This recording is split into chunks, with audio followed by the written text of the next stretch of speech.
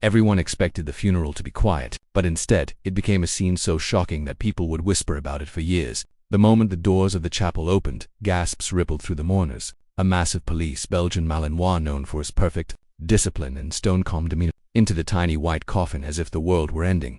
I share new stories here every day, and I would really appreciate it if you hit subscribe and liked my video. Now let's jump back into my story. I'm sure you love it if you keep listening till the end. The child inside the coffin was a 4-year-old girl named Ellie Rowan, a sweet little thing with sandy curls and soft hands that still looked warm enough to hold. But what truly froze the crowd was not her delicate face, it was the dog, wrapped protectively around her small body. His name was Koda, a veteran canine tracker, a hero in the department, a dog who obeyed every command like a soldier bred from steel, now trembling violently as he nudged Ellie's tiny fingers with his nose, refusing to acknowledge that she was gone. Captain Marcus Hale, standing near the back, felt something twist painfully in his gut. He had been there the night Ellie died. He was the one who watched Koda howl until his throat bled. But this was different. This wasn't grief. This was a warning. Whenever a mourner stepped too close to the coffin, Koda growled, something he had never done in his 6 years of service. Officers exchanged uneasy glances. Mothers clutched their children. Even seasoned detectives shifted nervously, confused and afraid. Why won't the dog leave her side? Someone whispered, why does he keep nudging her hand like she'll wake up? Marcus swallowed hard. Because Koda wasn't confused. He wasn't misbehaving. He was trying to say something he couldn't say with words. Something was wrong. Ellie's parents stood frozen a few feet away. Her mother, Claire Rowan, was shaking so hard she had to hold on to her husband, Evan, just to stay upright. She wanted to run to her daughter, to hold her, to fold her into her arms, but Koda's trembling growl kept everyone back. This wasn't an aggressive dog. This was a guardian refusing to abandon his post. Koda suddenly lifted his head. His ears shot up. His breathing slowed, and then he stared not at Ellie, not at her parents, but at a man standing with the officers, a man who immediately went rigid under the dog's unblinking gaze. Officer Damian Cross. A wave of whispers swept through the chapel like icy wind. Why is he staring at Cross? Does he know him? What's happening? Cross tried to force a laugh, but it died before it left his throat. His fingers twitched against his belt. Sweat collected at his hairline. He looked everywhere except at the coffin. Koda growled deeper. Marcus didn't move. His instincts, strained through years of reading criminals, liars, and monsters, flared inside him. Koda wasn't mourning. He was accusing. Cross stiffened again. His jaw clenched. His eyes flicked toward the exit. All tiny movements, but to a trained canine and a seasoned captain, there were signs of a man drowning in fear. Koda suddenly lunged forward, barking furiously, every muscle vibrating with barely contained rage. Officers rushed to restrain him, but his eyes never left Cross, not for a second. The funeral director stumbled backward, pale as paper. I've never seen an animal act like this, he whispered. He hasn't eaten or drunk anything since she arrived. He just watches her, like he's waiting. Marcus's heart pounded. Koda wasn't waiting, he was warning, and deep down, Marcus knew what every instinct inside the dog was screaming. Ellie didn't die the way they were told. More importantly, Koda knew who was responsible. Koda's bark echoed through every corner of the chapel like a thunderclap no one expected. Officer Damian Cross stepped back instinctively, hitting the wall behind him. His throat bobbed as he swallowed, eyes darting between Koda, Marcus, and the exitaz, though calculating which one was his fastest escape. Marcus Hale's pulse hammered. Koda was not a dog that reacted without cause. A canine with thousands of training hours didn't misread people. If he growled, it meant danger. If he lunged, it meant guilt. And now he was staring at Damian Cross as if the man were the devil himself. Cross's voice shook. Call off that animal. He's losing it. Marcus moved closer. Funny, he murmured. Koda has never lost it before. Cross's eyes widened. You're seriously taking the dog's side over your own officer? Marcus's stare hardened. Koda doesn't make mistakes. Gasps rippled through the room. Ellie's parents clutched onto each other tightly, their eyes filling with new fear that the nightmare they thought had ended wasn't over at all. Koda suddenly climbed out of the coffin, landing heavily on the floor. For the first time since Ellie had been brought into the funeral hall, he left her side only to stalk forward with a slow, predatory intensity. Every step was deliberate. Every breath was sharp. Every growl was a warning carved into the air. Cross flinched. Sweat slid down his temple. Hale, control him. Marcus didn't move. Why would he target you, Cross? Why you? Cross opened his mouth, but no words came out. That was all the answer Marcus needed. Koda lunged again, but this time, instead of attacking Cross, he veered sharply to the left, toward the entrance of the funeral hall. He barked once, sharp and commanding. Then he sprinted out the doors. Marcus cursed. He's tracking something. Cross tried to slip out a side exit, but Officer Jenna Voss blocked him. You're not going anywhere. Cross stiffened, eyes wide with panic. Marcus ran after Koda, bursting through the chapel doors into the cold daylight. The Malinois was already halfway down the sidewalk, nose low, tail stiff. A hunter following a scent burned into his memory. Koda, Marcus called. The dog didn't look back. He shot through the streets like a bullet, weaving between parked cars, then abruptly turned a corner into a quiet residential block. Marcus's breath hitched. This was Ellie's neighborhood. This was where she had died. Koda skidded to a stop in the middle of the street. His body locked. His nostrils flared. Then he growled a sound filled with recognition and pain. Marcus followed the dog's line of sight. Parked near the curb was a black vehicle. Damian Cross's patrol SUV. Marcus froze. No, he wouldn't be stupid enough to bring that here. But Koda knew. He approached the SUV slowly, nose brushing the grill, the tires, the bumper. A whine escaped his throat. Marcus had never heard from him. Grief. And something else. Memory. Marcus touched the hood of the SUV. It was ice cold. Cross had been here recently, but why? Koda suddenly ran toward Ellie's house. The small white home stood silent, its windows covered with funeral drapes. The Rowan family long gone to make arrangements. They prayed they'd never have to face. The gate was ajar. Marcus's instincts screamed, Koda. Wait. The dog disappeared around the back. Marcus drew his pistol and followed. The moment he entered the backyard, the world narrowed to a single, horrifying detail. The basement door was open, a place that should have been locked, a place no one had permission to enter. Koda, Marcus whispered. The dog was already inside. Marcus pushed the door open, fully, and froze. The basement was dim, dust swirling in the faint light. Old toys were piled in boxes, but Koda wasn't sniffing toys. He was barking at the far wall. At a shelf stacked with electronics. At a small monitor still glowing faintly. Marcus approached slowly. The screen showed paused security footage from the day Ellie died. It wasn't supposed to exist. The original was reported corrupted. But this was clear. To clear. Marcus pressed play. What he saw made his blood run cold. Ellie hadn't run into the street. Ellie hadn't chased a ball. Ellie hadn't wandered. She had been running away. From someone. From the person behind her. The shape was blurred, but the profile was unmistakable. Officer Damian Cross. Marcus's stomach twisted so violently he had to brace himself. But then Koda barked again, and Marcus saw what the dog had sensed from the beginning. Ellie didn't die because of a tragedy.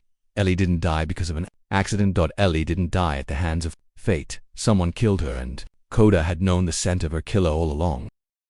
The basement felt colder than the winter outside. Dust floated in slow spirals as Marcus stared at the frozen image on the monitor. Damian Cross's silhouette stood behind little Ellie, arms raised, posture tense, intent unmistakable. This was no accident. It was pursuit, it was terror, it was murder. Marcus clenched his jaw as something inside him snapped in two. Anger mixed with disbelief, grief tangled with guilt, and the air felt too heavy to breathe. His mind raced back to that night, to the call, the rushed investigation. Cross insisting he found the child in the street, lifeless, claiming she'd run in front of a passing car. And Marcus had believed him. He had believed a murderer. Koda pawed at the ground anxiously, pacing in tight circles, whining as though begging Marcus to understand the rest, to listen to what a dog had been trying to communicate all along. I'm sorry, boy, Marcus whispered, voice breaking. I should have seen it sooner. Koda stopped pacing and nudged Marcus's hand with a trembling nose. His tail didn't wag. His ears were pinned back. He was telling Marcus something. Not done. Not finished. There was more. Show me.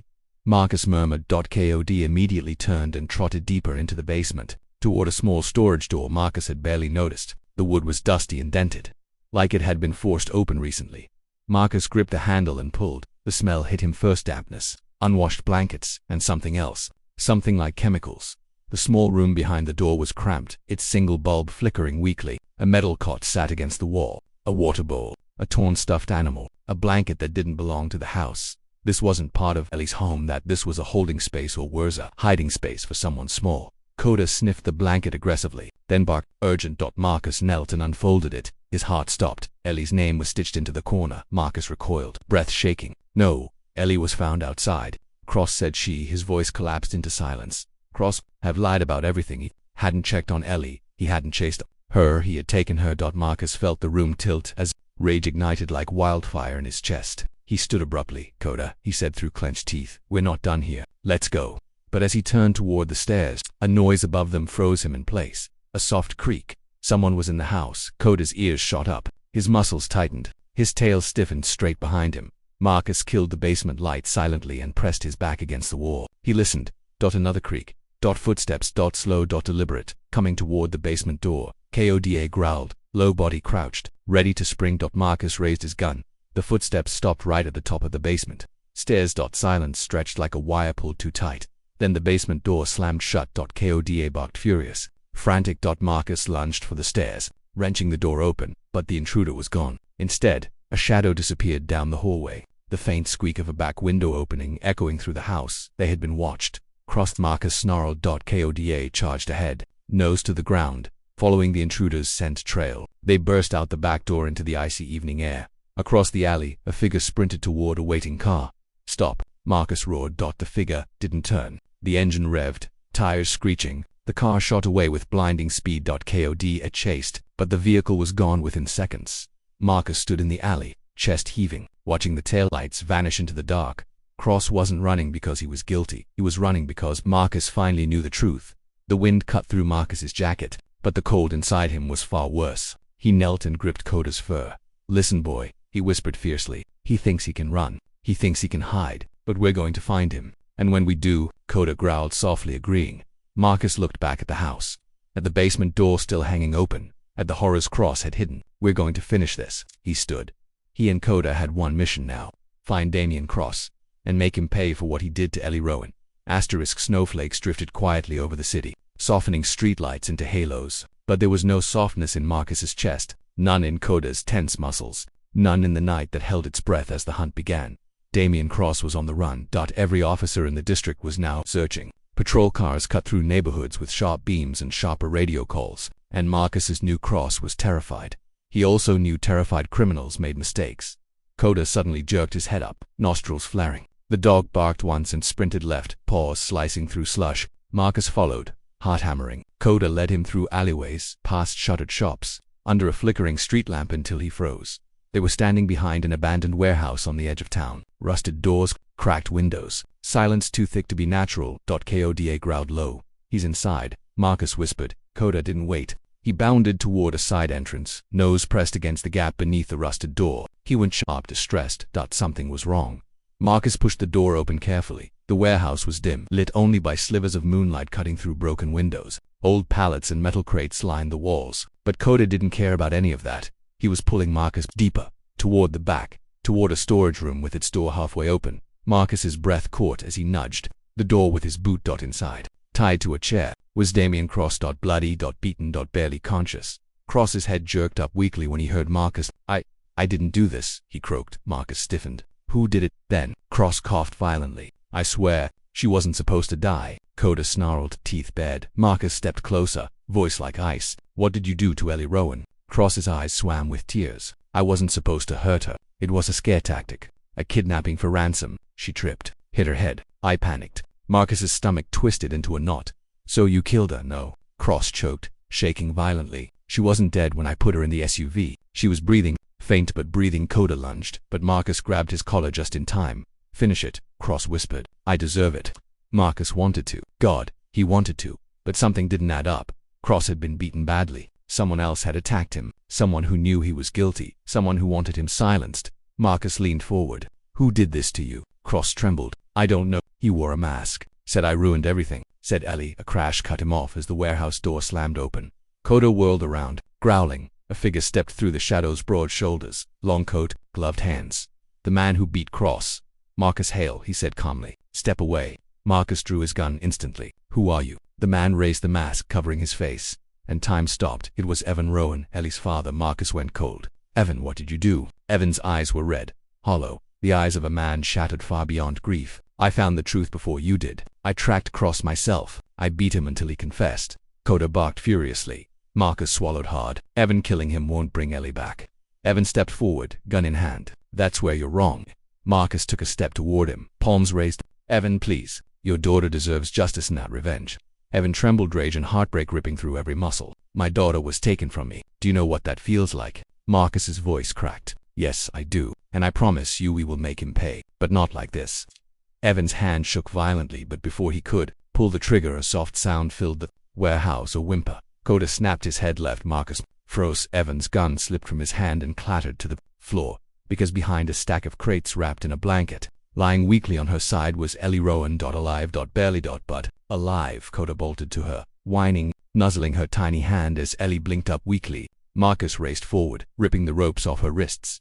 Evan crashed to his knees, sobbing. Ellie, baby, no. Oh God, Ellie whispered, voice thin as paper. Daddy. And the warehouse. filled with the kind of cries only a miracle can rip from a human heart. Marcus pressed his fingers to Ellie's neck. It was thready, fragile but real. "Call an ambulance," he shouted into his radio. Koda refused to leave Ellie's side, curling gently around her body, guarding her the same way he had in that coffin. Minutes later, sirens wailed outside. Ellie was rushed into the ambulance with her father beside her. Cross was arrested. The truth broke open like daylight through storm clouds in Koda. Koda was hailed a hero not because he followed orders, but because he refused to let a lie bury the truth. He saved the child he loved. He found the life the world thought was gone. And as Ellie held his fur with tiny trembling fingers, her voice cracked softly. "You came back for me." Marcus wiped his eyes. "No," he whispered, "he never left." Thanks for watching till the end, and make sure to like and subscribe my channel.